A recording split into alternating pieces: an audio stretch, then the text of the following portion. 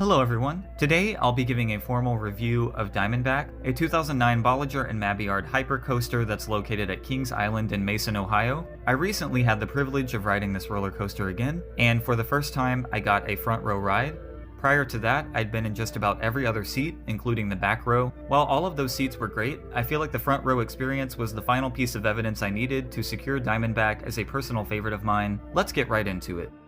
I really enjoy the staggered seating on Diamondback's trains. Unlike many traditional B&M hypers, Diamondback's trains begin with only 2 inner seats in the first row. In the next row, 2 outer seats are present while the middle 2 are not. This pattern continues the rest of the way down. 2 inner seats, 2 outer seats, 2 inner seats again, and so on. I think this adds a lot to the experience. For the longest time, it didn't click for me why the lift hill feels so much weirder on this ride. It's definitely that staggered seating because you feel more exposed than usual. Of course, the seats are very comfortable.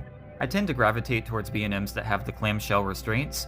They give a lot of room for airtime, which is essential for this ride type. As you crest the 230-foot lift hill, the train seems to slow down a lot. In my opinion, this is another thing that really gives the ride more edge. If I'm in the first 3 to 4 rows, it seems like it takes a good 5 seconds or more to finally drop. Conversely, if I'm in the back row, I don't notice the front of the train going down the drop until suddenly I get yanked over at an alarming speed. It's hard to discern which sensation is better, to be honest. That drop of 215 feet is just awesome no matter where you're at. The bottom of the drop is really heavy on the positive Gs. This is a sensation I'm not usually a fan of, but I love it on this ride. The following Camelback hill is one of the most intense I've ever experienced. I sometimes get a little lightheaded at the top, and I'd say the airtime lasts a good 5 seconds here. In the front row, it's just pure euphoria floating over the top of the hill with nothing in front of you. The following airtime hill is almost better than that one, and I'm not even sure why. I think it's lost a little bit more speed, so this hill really feels like it lasts forever. After that, you speed through the turnaround, which usually hits me with some unexpectedly strong positive Gs yet again. The following airtime hill is trimmed,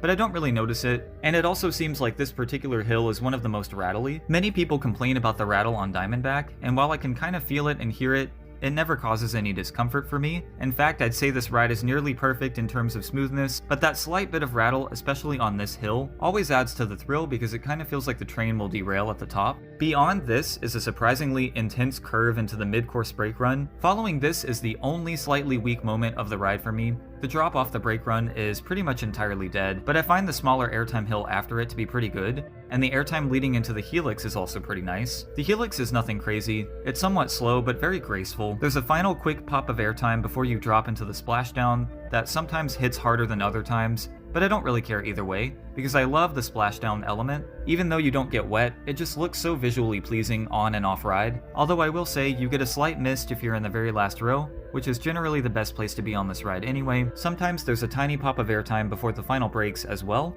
Is this ride perfect? Honestly, I'm still at the beginning of my coaster enthusiast journey. In my eyes, with as little experience as I have, I kind of think so.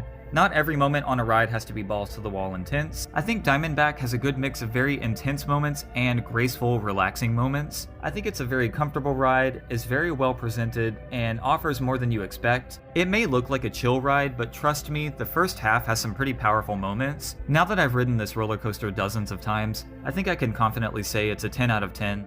It's probably not thrilling enough for some, or its layout may be a bit too repetitive for others, but I think it sits in the perfect sweet spot for my taste. If you enjoyed this video, consider liking and subscribing, as it helps me get out there to ride more rides and make more content like this. With all that being said, thanks for watching.